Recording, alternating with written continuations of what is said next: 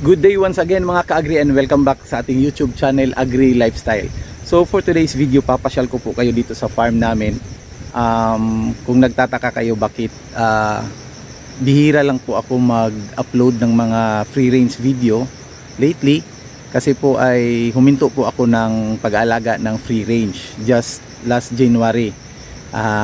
Kung ano po yung dahilan, i-explain ko po sa inyo.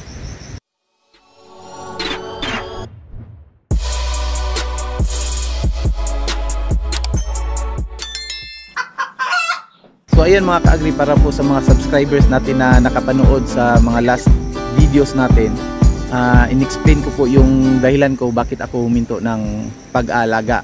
So bali yung dahilan po mga ka-agri kung bakit po tayo huminto sa pag-aalaga muna ng mga free range, kasi po ay magpapalit po tayo ng mga materialis. So sa mga nakakaalam po, nag-order po tayo ng mga imported na mga free range chicken na mga materialis doon sa Dominant CZ kina Dr. Erwin Cruz. Kaso nga lang, almost 2 years na po, hindi po dumating yung mga in-order natin na mga day-old chicks.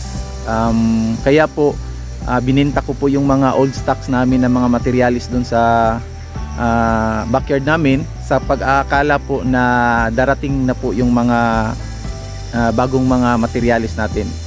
Kaso nga lang, marami pong aberya, kaya po hindi po nakarating yung mga in-order natin na mga materialis. So almost 2 years na. So yung backyard farm natin, wala pong laman na mga manok for the meantime, kasi po papalitan ko po talaga, iubusin po namin yung mga old stocks namin, yung old na mga materialis namin, kasi parang nag-i-inbreed na lang po.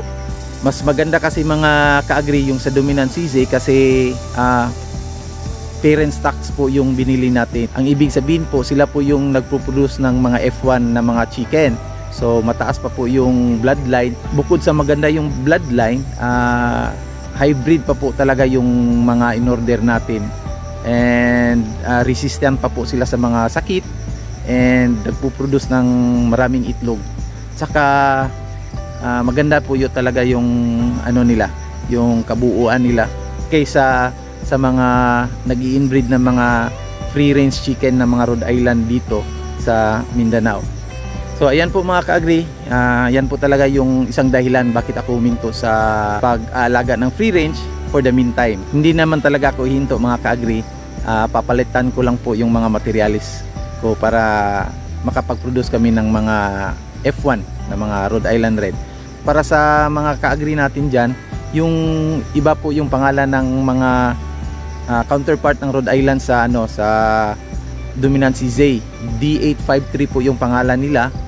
Saka halos kapareho yung appearance nila, yung feature nila sa color. Ayan, nagkakaiba lang po sa genes saka sa productivity ng mga manok, kasi po pinoproduce talaga sila for parent stocks. So sila yung magpo-produce ng mga F1 chicks. Ayan. So yung mga F1 advisable po for yung mga lalaki for inasal, saka yung mga female po pwede mag-produce ng mga brown eggs o table food na mga eggs. Yun yung layunin ni Dominant CZ nila Dr. Erwin Cruz po. Ayan. So for the meantime mga ka-agri, since huminto tayo ng pag-alaga ng mga manok, sayang naman yung panahon. So ginugugol ko po yung panahon ko sa pag-farming. So andito tayo ngayon sa area. Ayan, kung makikita nyo mga ka-agri. Ayan. So andito tayo ngayon sa aming munting farm. So ito po ay 2 hectares po yung laki nito. And sa ngayon, tinatamnan ko po ng kalamansi. Yung main crop namin dito is kalamansi. So 2,000 pieces po yung kalamansi na natanim namin dito sa 2 hectares. And for the meantime, nag-intercrop po kami ng mga kalabasa. Ayan, papakita ko po sa inyo yung mga kalabasa namin.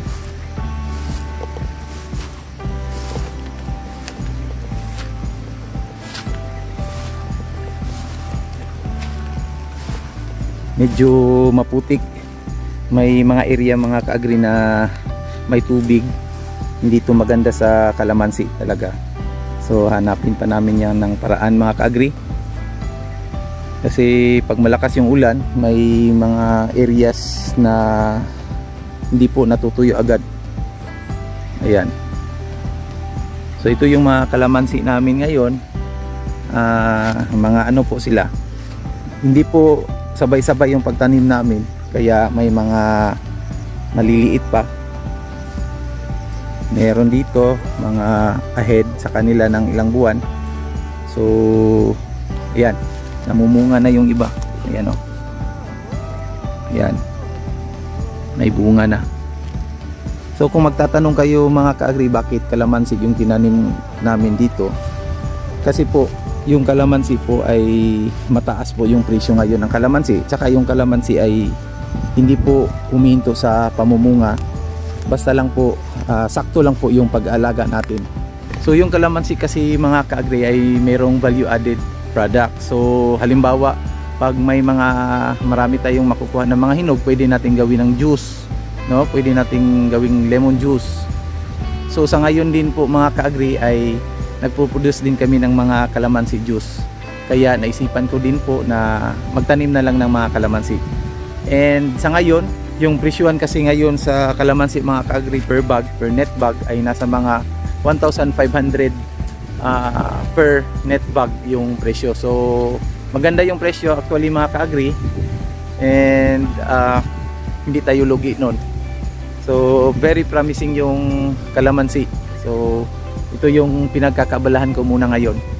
At ito naman yung mga kalabasa namin ngayon ka-agri. So 2 hectares tong tanim namin ng kalabasa ngayon. Ayan,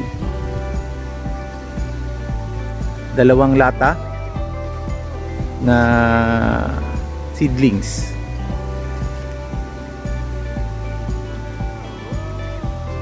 Ayan, so may mga kalamansi dyan. Ayan, ito katatanim pa lang namin, 3 months pa lang namin tong tinanim, pero makikita nyo mga ka-agri ang daming bunga. So dapat mga ka-agri tinatanggal tong bunga para po mabilis lumaki yung puno. Hindi natanggal ng tauhan ko po. Yan, ito yung mga kalamansi dito. So nag-intercrop na kami ng mga kalabasa. Hopefully kung papalarin tayo nitong kalabasa ay makaka-harvest tayo in 1 hectare nasa mga 5 to 7 tons pag maganda yung ani natin. Yan,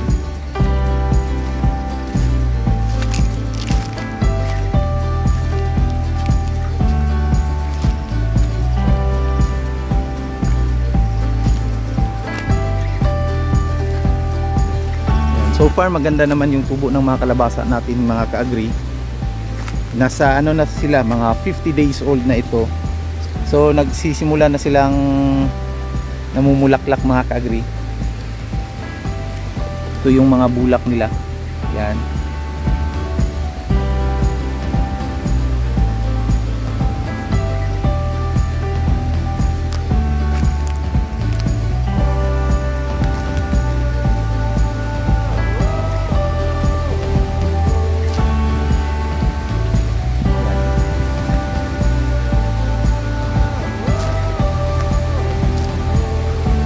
Ito yung mga